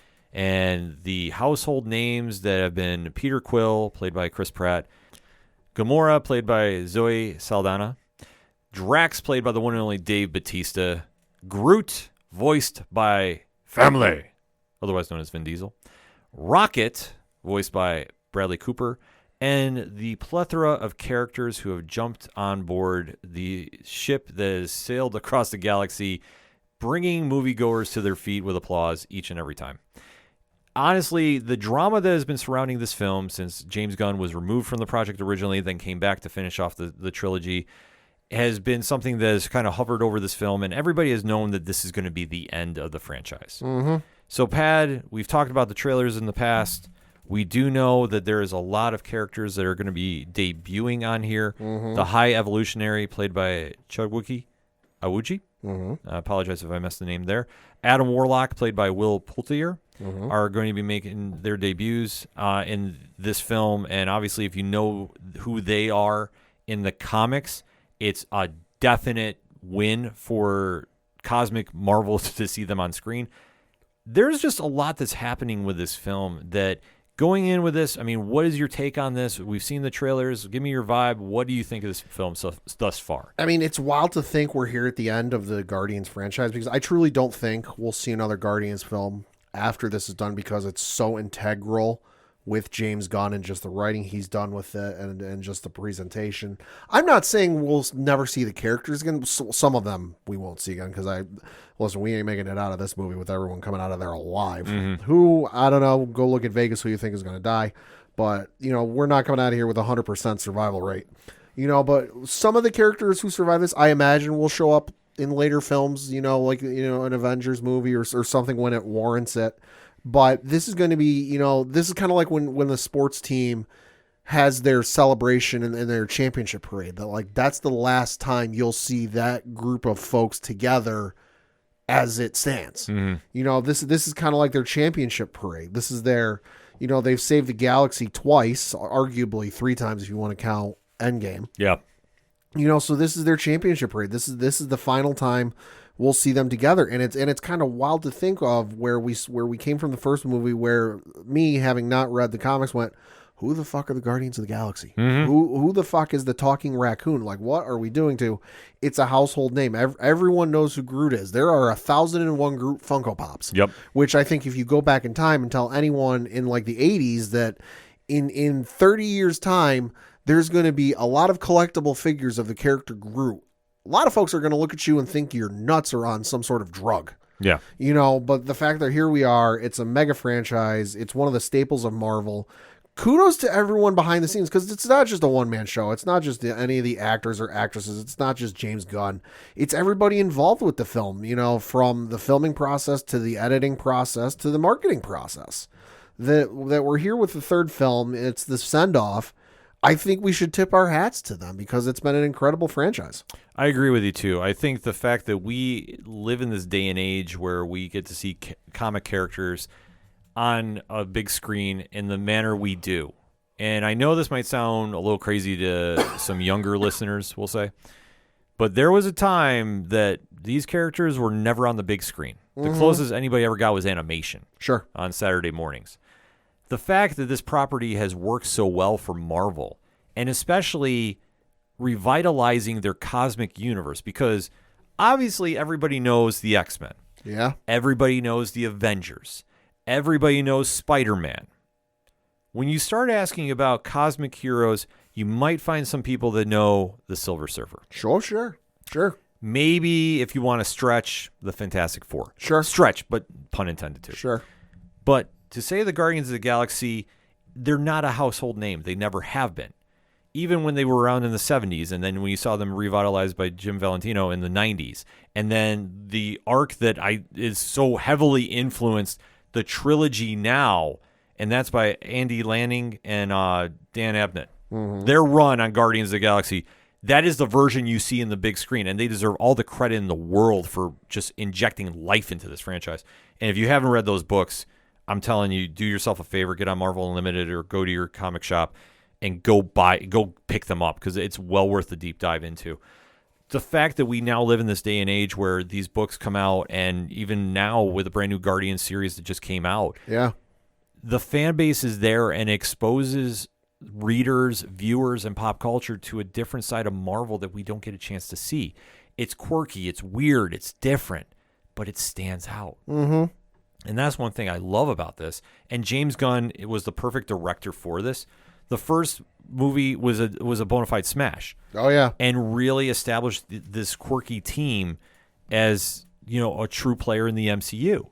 The sequel definitely echoed a lot of the same vibes, even went back to some of the earlier lineup of the Guardians, too, which we saw, Martin X, played by your favorite there. Oh, yeah, Michael Rosenbaum. Yeah, on that team, too. And like I say, all the different characters, Charlie 27, and, the plethora of just history that they paid homage to. And now going into this final trilogy, it's been something that I stand there and just go, like, I'm so excited to see this movie. I have no idea what to expect. I know the only person probably safe bet to come out of this is Adam Warlock. But, yeah. But pending on where they go with him, because if Thanos was still around, I could understand a lot more. We'd be seeing him and possibly, a certain team that he rolls with. But I think just where I've seen this film, we're going to expect a lot of surprises, and it's going to be a bittersweet film that I think if anybody's going in and expecting this to be happy-go-lucky, I don't think we're going to have that. I think we're going to go across the entire range of emotions with this. Right. And like you touched upon, I think we're not going to see everybody make this out alive. But it's Marvel, so obviously people don't stay dead for long. See Jean Grey. All I got to say there. Yeah. So it's not to say that we won't see a lot of these characters, make it to the end of the film in one piece. But I think where we stand with this franchise moving forward, like this is the end of the team that we know it in. And for a lot of us, this really could be our favorite franchise. And this is going to be something that to see it end, as this proverbial saying goes, cry because you were here for it, not cry because it's over. Yeah. And I think that you're going to see a lot of fan reaction like this. Oh, yeah. And especially with how the trailer is, I know that we have a very good Twitter group that we talk with that everybody has been saying, like, I'm bracing myself for this. Yeah, it's probably going to get emotional. Yeah, and I think that it's going to be a film that fans are going to have a definitive reaction to. And then where we see everybody after this, I think is anybody's guess. I think that you're right. We might see somebody, But they'll turn up someplace. yeah, in some incarnation. Yeah. I think that maybe we'll see one or two. Like, I think maybe the safest bet would be Nebula, played by Karen Gillan, Yeah, I could see that. because I know that she's a more recent addition to the team. Right. But I could see her character sticking around. And if they want to try doing another Guardians franchise, I could see. But I don't think they will, though. I don't think so either. I don't think this is going to turn into a Fast and Furious deal where we see 11 films and No. it's all about family. But no, I think where it comes warranted, like an Avengers movie or like a movie where you kind of like Captain America Civil War, where like that was obvious, that was a Captain America movie, but let's face it, it was Avengers 2.5. Yeah. Where it warrants, we're like, hey, this is a bigger threat than just one person can handle. Hey, why don't I put a call in and call a friend to help me out? Mm-hmm.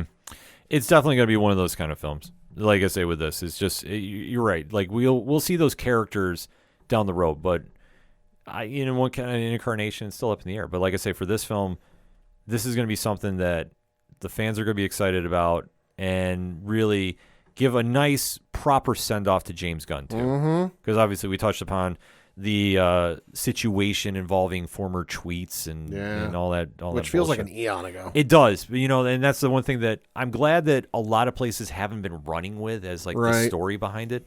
I'm glad that it's been more based on, we're going to give the final tribute, and Gunn is going to do great things over at DC. This franchise is going to go into a different direction. We'll probably see some of these actors wind up in the DCU. Yeah, I wouldn't put it past them. I mean, even Michael Rosenbaum, who's in this, is said, hey, I wouldn't mind jumping over to DC to help Gunn over there. Oh, because he loves working with James Gunn. I could see him. I could see Dave Bautista. I could see Zoe Saldana. I could definitely see a lot of these actors going over there, especially too. We forget when Gunn was removed from the project how passionate they were about, like, we're not doing a sequel, we're not doing a trilogy without him. Right. And I think that goes to show about how much, like, this whole family, pun intended with David or Vin Diesel apart, but how much they truly care about each other and want to see this vision get set off and end this chapter and then let another one begin. So that being said, this is going to be a film that I think we're all going to be excited about. The High Evolutionary is a really interesting villain, and where he plays into the future of the Guardians is anybody's guess, but I'm expecting the wide range of emotions to send off Marvel's cosmic team and open the doors for some other characters to come down after them. I'm talking Nova. I'm just going to put that out in the ether.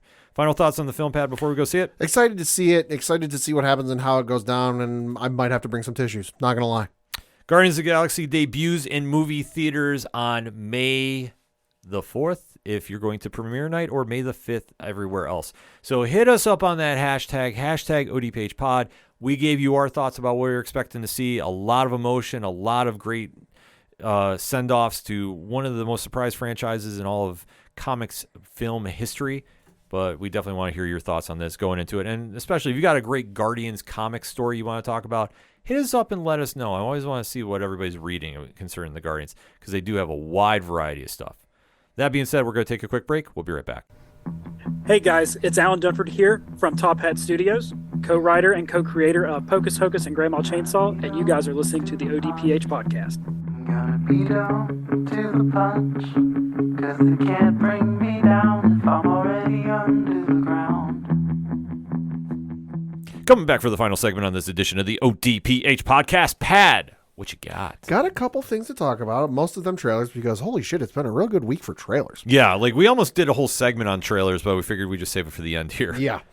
So the first one we got to talk about is the one that just dropped today, and probably the most highly anticipated of the bunch that have dropped, and that is the trailer for Dune Part 2, which is, of course, coming this year, November 3rd, to theaters. And good Lord, the cast on this one, because the trailer looks incredible. We did find out from this past week at CinemaCon over in, I think it was Las Vegas actually, that the film is going to pick up right where the first one left off, which means I need to do a rewatch because admittedly I saw it in theaters with my dad.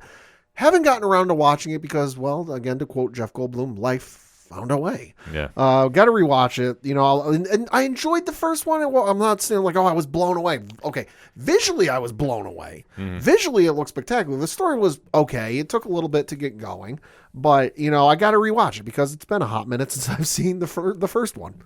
I got to admit, I did not like the first film. I legit didn't. Like, visually impressive all day, every day. But the story didn't do anything for me. I like, honestly, I was bored. And I know like our guys over at 3FN did a really great breakdown of it. For me, it just wasn't not clicking any which way, shape, or form. But, you know, like I say, if that's your vibe, that's your vibe. Sure. And you know. For me, the story really, once you got past the world building and it actually started getting into like the main course, the meat and potatoes, it really started clicking for me. Yeah. But that was on the first watch. With my second rewatch, you know, which I'll probably get to here in the next couple of weeks. Once I get through the Jurassic Park and World movies, which I've got Dominion next. Yikes. But no, once I get through the Dune rewatch, I'll see how I feel about it again because I enjoyed it and it was good. It was good enough that I got the book for Christmas and I read the book and I enjoyed the hell out of the first book.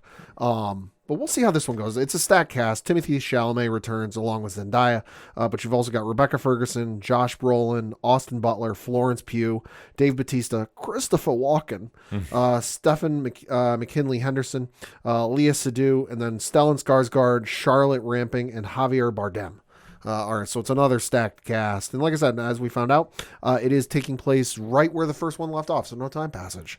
And also, again, directed by Denis Villeneuve. Yeah, like I say, it looks visually impressive, and it's star-studded as all can be. So, like, for that aspect, yeah, you know, it's going to be something. Like I said, I need to see a little more from it. Will I probably go see it? Yeah, I mean, yeah. You know, it's one of those films, like, I'm not looking forward to go see, but I'll probably go see it because I love movies. Sure. But I'm just kind of going in with this with, like, a low bar, and I'm hoping to be happily surprised. Next week's trailer we got to talk about is actually a TV trailer, and it is for season 16 of one of my favorite television shows on all of TV right now, and that is It's Always Sunny in Philadelphia. Yes, folks, it's coming back for its 16th season, and this season looks absolutely insane if you're a longtime Sunny fan, and I think part of that is because of the benefit that when they were writing this season, they were in the midst of doing their podcast, the Always Sunny podcast, where it's basically a rewatch. They're talking about production and everything else with that. So I think, and they're only on season, I want to say 4 or 5 with the rewatch. So they were in some of the best seasons, you know, rewatching while they were writing this season. So there's a lot of callbacks. There's a lot of old school stuff. There's a certain door that has never been opened in 15 seasons that's going to get opened in this season. We're going to get 2 of the biggest guest stars in this show's history, that being Bryan Cranston and Aaron Paul. That's wild. Are going to be in this season, which I don't want. I know what their role is going to be in the show. I don't want to spoil it because I'll just say this: if you want to find out what their role is going to be in the show, it's out there. You can search for it. But if you don't want to know and you want to be surprised, because it's an absolutely hysterical premise. Highly recommend. So if you don't want to find out, wait for the episode to air because the new season is dropping on June 7th on FXX, and it's also going to be streaming on Hulu. Yeah, I mean, trailer looked dope. The trailer looks absolutely hysterical. Gotta say that. Next movie trailer we got to talk about is dropping again in November. Another November movie. It is November 17th, and that is the spin-off / prequel to the Hunger Games franchise. This is The Hunger Games: The Ballad of Songbird and Snakes. This one takes place decades before the original franchise. They don't really have a year or a certain timeline to give when it takes place, but where the original films, the original Hunger Games films take place, it's the 74th and then 75th Hunger Games. This book focuses around the 10th Hunger Games, and they take place every year. So, so this is 60 years prior to the Hunger Games books with Katniss and Peeta and all that. This movie looks really good. It's got Viola Davis in it, along with Peter Dinklage. It's starring Tom Blythe, Rachel Zegler, and then also Hunter Schafer, Josh Andres Rivera, Jason Schwartzman, and along with Viola Davis and Peter Dinklage, who I mentioned. And then the description of this is 64 years before Katniss Katniss Everdeen volunteered his tribute, and decades before Cornelius Snow became the tyrannical president of Panem. The Hunger Games: The Ballad of Songbirds and Snakes follows a young Cornelius, played by Tom Blythe, who is the last hope for his falling lineage, the once proud Snow family that has fallen from grace in a post-war capital. With his livelihood threatened, Snow is reluctantly assigned to mentor Lucy Gray Baird, played by Rachel Zegler, a tribute from the impoverished District 12. But after Lucy Gray's charm captivates the audience of Panem, Snow sees an opportunity to shift their fates. With everything he has worked for hanging in the balance, Snow unites with Lucy Gray to turn the odds in their favor. Battling his instincts for both good and evil, Snow sets out on a race against time to survive and reveal if he will ultimately become a songbird or a snake. Looks really good. You know, I'm a fan of the Hunger Games franchise. I hadn't read the books before I saw the first one. Saw the trailer for the first one. Said, hey, that looks kind of interesting. Asked my sister if she had read the books. She said, yeah. I said, hey, you want to go see the movie? She says, yeah, why don't we go see the movie? So I went and saw the first movie with my sister. Got hooked, read the books, loved all the books. They're fantastic reads if you're looking for something to read these days. And the movies are just as good, you know, with Jennifer Lawrence playing Katniss Everdeen. Last I knew, they were streaming on Peacock. I don't Google. If you go, handy tip, if you want to find where a movie's streaming, you can either Google the movie name and then streaming, and it'll give you a whole list, even where you can rent the movie from, or go to IMDb. IMDb will usually have where it's listed streaming as well. Definitely give that a recommendation. But the Ballad of Songbirds and Snakes looks real good. You know, Hunger Games is not my cup of tea. Sure. But I appreciate you know, like his fandom. I can respect it. It looks interesting. I'm not going to lie. Like, will I go see it? Probably not, because I'm just not into that fandom. Sure. But if you are, like, I think you got a lot to be excited about. Like, it looked very intriguing. But for me, like I said, not my cup of Java. Sure. And then the last trailer we got to talk about is the upcoming Transformers movie, Rise of the Beasts. Holy shit, this movie looks awesome. We got DMX rolling through the entire Rough Riders anthem, rolling through the entire trailer, which, fuck, give it to me. We found out when this movie is taking place. It's taking place in 1994. We also know it is in the Bumblebee movie universe, so it's not tied to the original franchise of things. We also found out who the villain of this movie is going to be. Unicron. Holy fuck. They're not pulling any punches with this one. This trailer looks awesome. And I'm not going to lie, this movie could be a sleeper of the summer because it's coming out June 9th, like I said. This could be a sleeper because I think a lot of people have fallen off with Transformers just because of the length of it and everything else. But hey, Michael Bay's not attached with this movie. Michael Bay's not directing this movie. So this could be good. Yeah. I'm excited. I'm going to go see it because it's Rise of the Beasts. It's some, not all, of the Maximals from the Beast Wars cartoon in the 90s, which I grew up with and is my favorite. Listen, no disrespect to the original Transformers. I respect it, and it has its place in history. But for me, I grew up on Beast Wars. It is my favorite franchise. So the fact I'm finally, after 25 years, getting to see them finally acknowledge Beast Wars outside of, hey, yeah, we ran a poll and Dinobot from Beast Wars is like one of the most popular Transformers in Transformer history. Yeah. You know, it's finally nice to see them acknowledge Beast Wars and give it its proper due. No, I have to agree. Like, I'm not a fan of the Michael Bay films. This looked dope. This looked really good. I'm actually excited to go see this film. Not gonna lie. And then last little bit of movie news. We got to wish a happy birthday, and that is today as we record. It is the 21st birthday of Spider-Man 1, starring Tobey Maguire and Kirsten Dunst. Get out. Yeah, releasing on May 3rd, 2002. You got any memories of seeing Spider-Man 1 in theaters? Yeah. Okay. No, legitimately, I am not gonna lie. I was really feeling a certain way because growing up, Spider-Man has always been my favorite hero. Sure. Always, like, to this day still. I don't get too much into the comic talks about it just because, like, for me, I have a certain feeling about Spider-Man, especially like how the current story arc.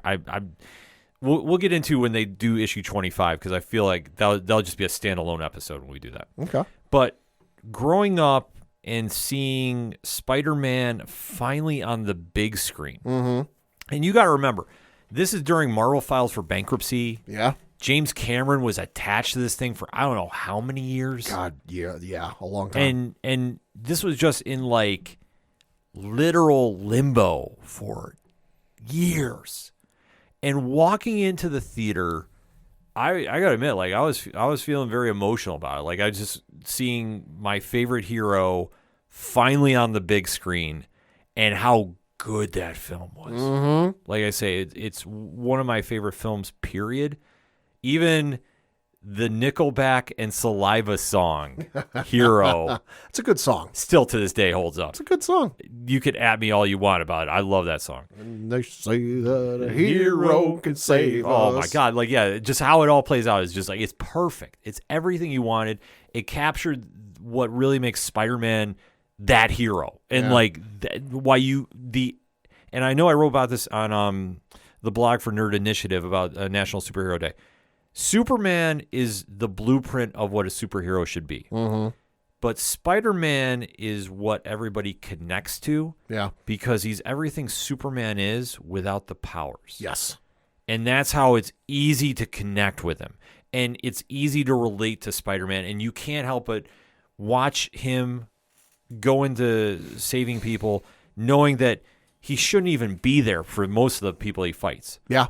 But he still doesn't care because he's still doing it for the greater good. Like, to see that now come onto the big screen and how it's portrayed, Tobey Maguire just knocked it out of the park. William Dafoe was a creepy as hell Norman Osborn. Oh, my God. Loved his character about it. The fact we had Mary Jane instead of Gwen Stacy, that was another plus for me. Yeah. Because I'm Team MJ all day. Yeah. This was just so much of a win. And I just remember leaving the theater and just been like, Yeah. Just having that moment, like I was alive to see this. Right. Just absolutely blew me away. And I literally went to the theaters about 10 times to see it. I believe you. So I'm going to date myself a little bit. I was 12 when this movie came out. Yeah. So I wasn't initially going to go see it because I was more of a DC guy. I wasn't necessarily reading the comics, but I grew up watching Batman the Animated Series, Superman the Animated Series. Justice League was out at this point. I had seen Spider-Man the cartoon in the 90s, and I enjoyed it, but I wasn't chomping at the bit to see the next episode. And same for X-Men. But I got invited by a friend of mine from grade school to go see this movie, and I was at that age. I'm 12 years old. I had to ask my parents if I could go. And they're like, "Yeah, sure, you can go." Well, who's going to pick you up? Oh, his mom. So my friend's mom picked me up, and we went down to our local theater I don't remember. It wasn't AMC at the time. It was whoever it was before that. Went to go see the, I think it was Lowe's. Lowe's theater. Yes. Went to go see it, and he had the money. He was paying for my ticket. So I was like, oh, you don't have to know. So he paid for my ticket. And this is before reserved seating. So this was literally, for those of you who don't know, you didn't always used to be able to reserve your seats. Mm-hmm. You had to show up and it was kind of like a luck of the draw where you were going to sit.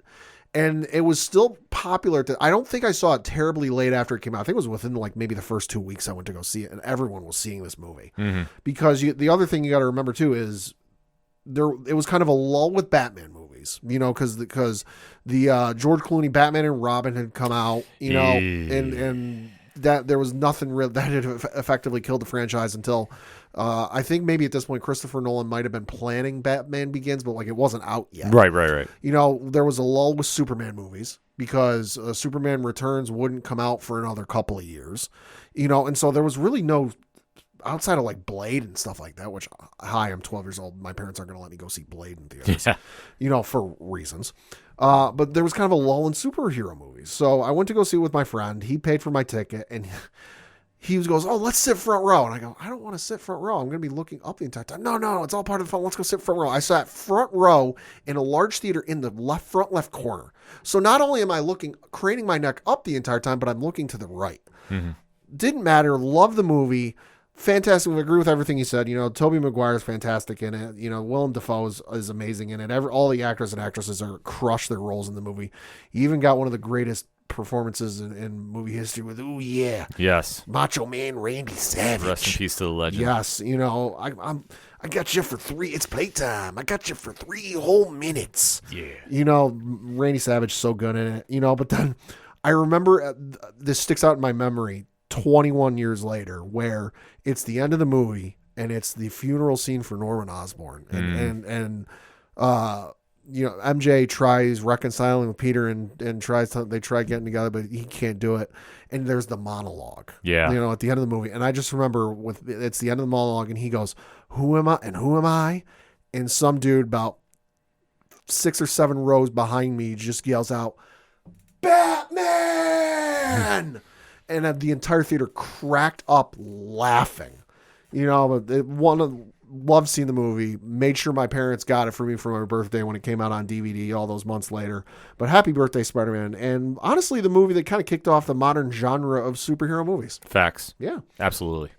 Switching over to some streaming news, dropping tomorrow as we record. It is the second season of Star Wars Visions. This is the kind of spin-off, not canon. You don't got to worry about where it fits in the timeline. One-shots for Star Wars done by a whole bunch of different animation studios. The last season was all Japanese animation studios. There will still be some Japanese animation studios with this season, but this time they're including other animation studios. I know the studio that works on the Wallace and Gromit movies is working on one from over in the UK.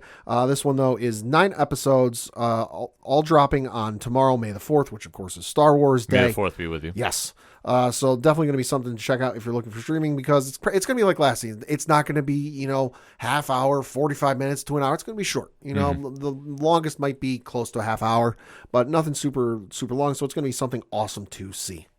Yeah, definitely excited to talk about that. In fact, that will be the lead segment. Well, I would say it would be the lead segment next week, but that'll be Guardians. So that'll be in the mix next week. So we'll definitely have something to say about that. And then last thing, I got a podcast I got to plug because, as I've said before, one of my favorite rewatch podcasts has been Talkville, which is the Smallville rewatch podcast with Michael Rosenbaum. Oh, yeah. Michael Rosenbaum and Tom Welling, who, of course, played Lex Luthor and Clark Kent, respectively. Yep. They're up into season 2, and they're up into episode 17 this week specifically. One of the most important episodes in Smallville history. Why do I say that? Because it featured the greatest guest appearance in Smallville history. Christopher Reeve? Yeah. It is the episode titled Rosetta, which featured Christopher Reeve appearing on the show as Dr. Virgil Swan. The episode this week just dropped on wherever you get podcasts, and it features the showrunners Al Goff and Miles Millar, who took time out of they're the ones running the Wednesday series on Netflix. Mm-hmm. They took time out of writing that and getting that going to appear on the episode to talk about this seminal episode, which I'm looking on IMDb.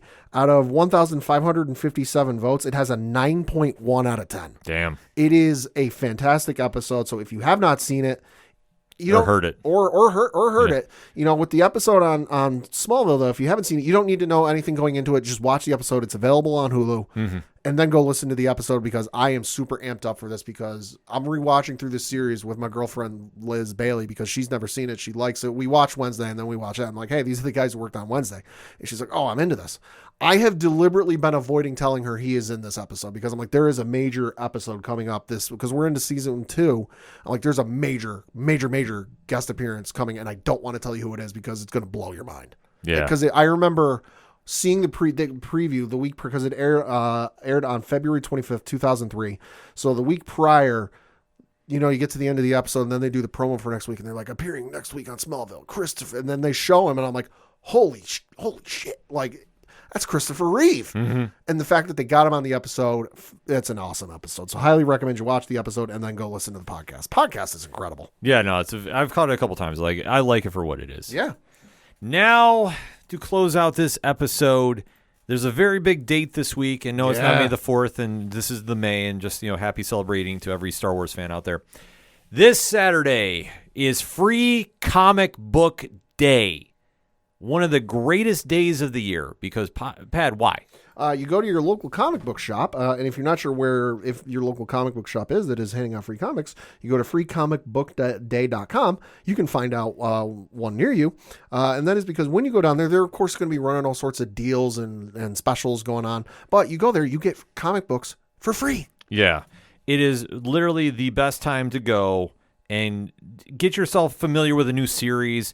Go check out a lot of previews that are coming out. There is so many books that are dropping for free that you can get hooked on a brand new series. I know Marvel is going super heavy with theirs, as they usually do, and there is going to be literally something for everybody. DC's going heavy. Yeah. Boom Studios has got a couple lined up that you really got to keep your eye on. Valiant's got a book out there too. There is just so many that if you're a comic book fan, like, you can't go wrong with what you pick. No. At all. I know, like I say, for me, the Marvel ones are jumping out. I know the Uncanny Avengers, the X-Men crossover book is coming out. That's one to keep an eye on. They're doing one for the Marvel or Spider-Man 2 video game. Right, it's a prequel. That's absolutely crazy. They're doing DC is doing one about the Night Terrors crossover that's happening and coming out too. Boom Studios has got one with the Ranger Academy. Like, there's a lot of books coming out, Pat. Is anyone jumping out to you as well? The Spider-Man one, just because the video game one, just because I know that's a highly anticipated sequel everyone's looking forward to, and I know people are chomping at the bit to play it. So the fact that we're going to get some sort of tie-in prequel, because we did get the first game and then we got the Miles Morales game, but the fact that we're getting a little tie-in prequel game, something tells me if they're doing, because the story's done by the folks at Insomniac, but the fact that they're doing this and it feels like they're getting Insomniac's okay to do this is going to be required reading for going into playing the upcoming Spider-Man video game. Yeah, absolutely. Like, for me, like I said, the Marvel stuff is jumping out. All the DC stuff is jumping out. Boom Studios, I can't stress enough. Like, they've got some really cool stuff lining up, and especially I know something that Pat is on his radar. The Umbrella Academy Witcher. Yeah, book. the Umbrella Academy / Witcher. That's gonna be wild. Yeah, from Dark Horse Comics. Like, just to kind of wrap it up, I mean, there's so much that is there to go, and you're celebrating your fandoms. You're celebrating the medium that, listen, provides the shows that we've talked about on here on numerous occasions. It's provided the medium that has given us the movies that we're going to see, like Guardians of the Galaxy. Like I say, it's a big deal for that aspect too. Like I say, there's so much going on. I mean, definitely we'll shout out our local comic shops here, Fat Cat Books and Sound Go Round, which, I mean, Sound Go Round always goes heavy on Free Comic Book Day. There's going to be cosplayers there, and I'm not going to lie. You can go to Sound Around on Facebook if you don't believe me.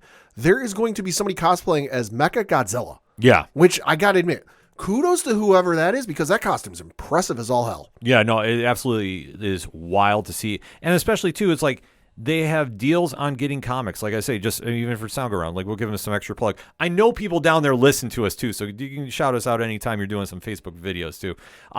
Their back issues are buy one get one free. Like I say, on certain ones. Yeah. So, like, why would you not want to go there? Plus, like I say, they're going to be having some cosplay action going on, and that's just one spot with, here locally. Yeah. Wherever you're at, this is the time to go find a comic shop, go support it.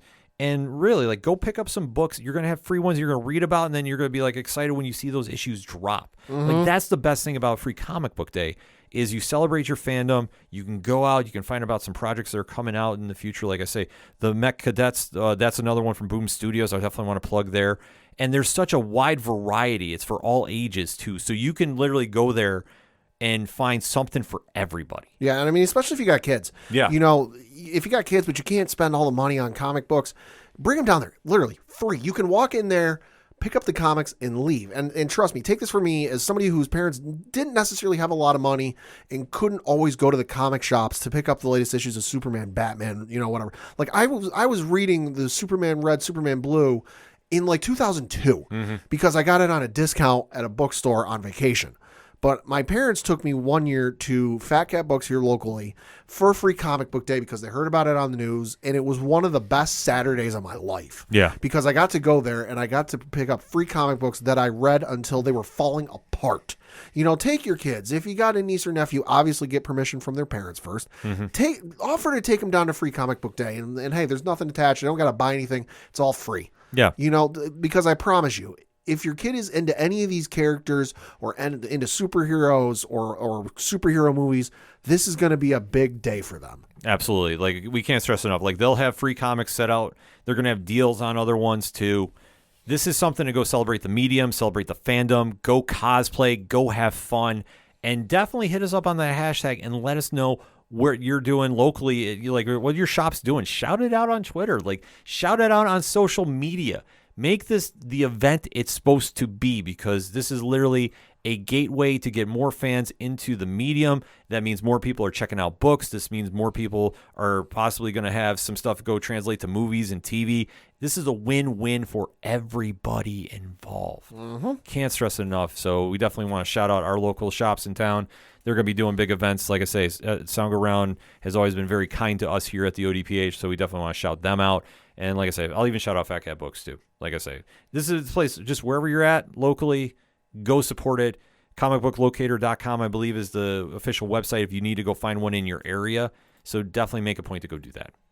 All right, so taking us out with some comic picks. Pad, what you got lined up? First one we're going to talk about is Batman issue number 135, although as the legacy number is, legacy number 900. How crazy. I know, it's nuts. But this one written by Chip Zdarsky. Description of this is, it's Batman versus Red Mask in a brutal Gotham that's never known hope. Can the Dark Knight overcome the terrifying infection that Red Mask has unleashed? Only one thing is certain, he won't be able to do it alone. The conclusion to the best-selling The Batman of Gotham is so big it can only be contained in an oversized number 900 anniversary issue featuring the return of fan favorite artist Jorge Jimenez and a wild collection of guest stars, full of wild revelations and a new path for Batman. This is one issue you won't want to miss, close quote. And that's a fact. I don't want to go into spoilers because I saw something on Reddit, and I'm not mad I saw it. This kind of convinced me to mention this and pick it up this week. Otherwise, I would have completely missed it. There's a certain someone appearing in this issue that you might not see coming, that if you've played a certain video game, you might be a little familiar with. Especially if you've played a certain Rocksteady video game on a certain Arkham video game. Excuse me. So I'm going to leave it at that. Yeah. So definitely going to want to check that one out. Also from the folks over at DC, Adventures of Superman, John Kent, issue number 3 from Tom Taylor. Ooh. Quote, John Kent arrives on an Earth he's never seen, the world of injustice. While Kal-El rules this world in seeming peace, why does everyone John meets fear the S symbol on his chest? And why is Batman public enemy number 1? John has to pick a side, and the consequences make either choice in a dangerous one. And of course, it does feature on the cover a John Kent in the middle of Batman and Superman fighting. So this one's going to be all sorts of wild. Cannot wait to read that one. And then from the folks over at Marvel, and got 3 Star Wars issues because, of course, it's Star Wars. Yeah. You got Star Wars Darth Vader issue number 33 from Greg Pak. This one reads Unbound Force Part 1. When the Dark Lord of the Sith loses control of the Force, nothing is safe. Not even his own Executor-class Star Dreadnought. But in the face of total destruction, Commander Sabe finds an opportunity. Does Vader's untrammeled onslaught expose a vulnerability, or is it just another doorway to the terrifying tyranny of the Sith? Cover, this one is wild because, folks, I'm showing Ken, that is Padme Amidala holding a blaster and Vader's helmet. That's freaking wild. Yeah, this is going to be all sorts of crazy. Cannot wait to read that. You've also got Star Wars issue number 34. Folks, it's from Charles Soule. Need I say more? I will. The Broken Saber of Skywalker. Luke Skywalker searches for one of the rare substances in the galaxy, Kyber, the living crystal that powers lightsabers. Does it hold the answer to an unpredictable thing the Force has become? See Hidden Empire, issue number 5. What long-lost secret is he about to uncover? So super excited to read that because, hey, it's Charles Soule.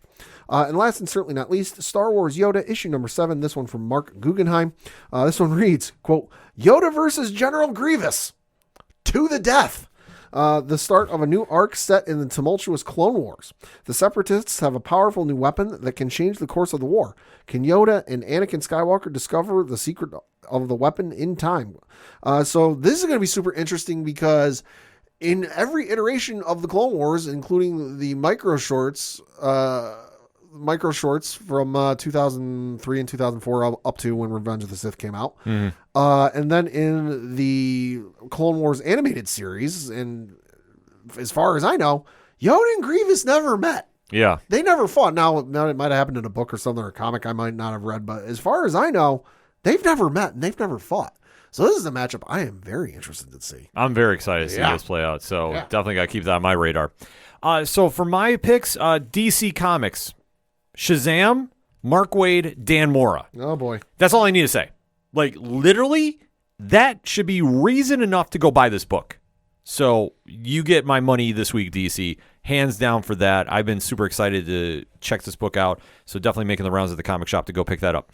Now switching gears to Marvel, but not Marvel Comics, Pad. Marvel Press. Ooh. So there was a book that got dropped this week that I definitely want to recommend. I was sent an early advance preview copy by Alex Segura, who you know we've mentioned on the show for doing such books as The Black Ghost, Blood Oath for Comixology Originals, has a great novel out that I got to go pick up called Secret Identity. He wrote a book featuring 2 prominent characters of the Spider-Verse, Aranya and Spider-Man 2099. Entitled Dark Tomorrow. So this is this is an actual book, so this is not a comic. The story is absolutely great. He does a fantastic job about illustrating to new readers who these characters are, brings them together in a very unique way, and really sets them on a time-splitting journey that is one that you definitely want to check out, especially if you're excited to go see Across the Spider-Verse coming out in theaters, which is, Pat, this is going to be the longest animated film of all time? 2 hours and 20 minutes. Yeah, so if you want to get a little hype up for this is a great companion piece that will just get you excited to see Spider-Man 2099 on the big screen, because we have seen enough trailers. We know Miguel O'Hara is in this movie. So go definitely check this book out. Like I say, it's not a comic, but it's an actual novel. So it's well worth the time. It's a very quick read, but it's well worth picking up at your bookstores and comic shops, because I'm sure they're carrying them as well, to get a little extra incentive for the Spider-Verse dropping.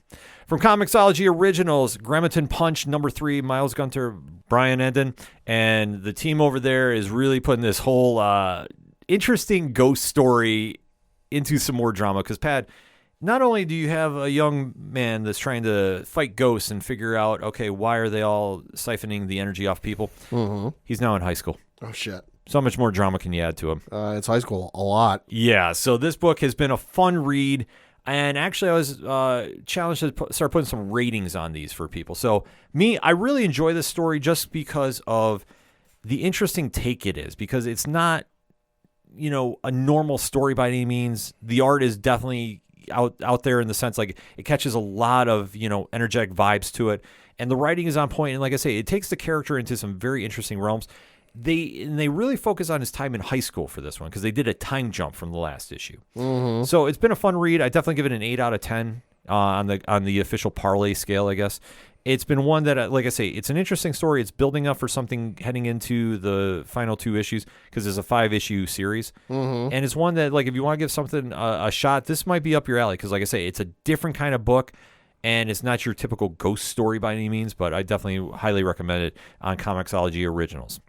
Next up, Boom Studios, Mighty Morphin Power Rangers, Teenage Mutant Ninja Turtles 2, #5, the conclusion of the epic crossover sequel by Ryan Parrott and Dan Mora. Need I say more, Pat? No. But the series definitely ends on a strong note. There's so many moments in this book that fans are going to be excited to talk about. The preview art alone, which Boom Studios was gracious enough to let us preview. Dude, this is just Dan Mora at his finest. Like, I'm just going to show Pat. That's very nice. Like, we have this. Yeah. We have this. Very nice. And then this. Oh, Jesus. Why is Shredder green?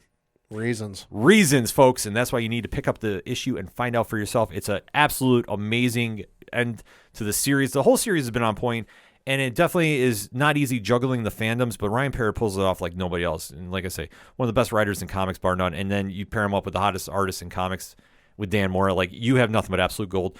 9.7 out of 10 for me. I really thought this issue was a phenomenal way to close up everything. Or as Tom from Off the Cuff Gaming would say, it's more phenomenal. And then last but not least, my highest recommendation of the week, a 10 out of 10 across the board, Radiant Black #24. Kyle Higgins, Marcelo Costa, and the team over at Black Market Narrative. You want to talk about a game changer. We often forget as fans about how loaded this lineup is over at the Massiverse. Yeah. Supermassive 2 final order cutoff was this past Monday, so that issue is dropping May 24th. The Catalyst War is coming out of that as well.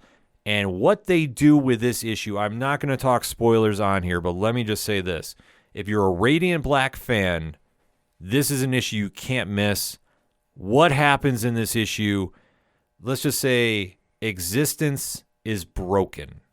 And I'm going to leave it at that, because I don't want to ruin this for anybody, but trust me when I say this. The whole series is this whole issue is on point, and Pad, this is just the preview art. Oh, very nice. Yeah, so to say the least, this is one Massiverse fans are going to be talking a lot about for a while, and especially this is going to be the final send-off until we go into Supermassive 2. Image Comics is doing big things with this line, and I would say we're going to be covering it a little more in-depthly coming up in the next few weeks. There's a couple projects we're working on, so I can't say them publicly right now, but Stay tuned, ...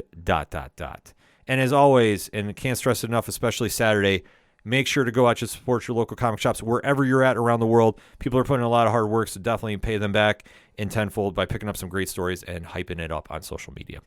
That being said, that is it for the ODPH this week. For anything and everything that we do, it's simple, odphpodcast.com. For the one and only Padawan J. Thank you. I'm your host, Ken M. Thank you as always for listening to the ODPH podcast, better known as the Ocho Duro Parlay Hour. See you next time.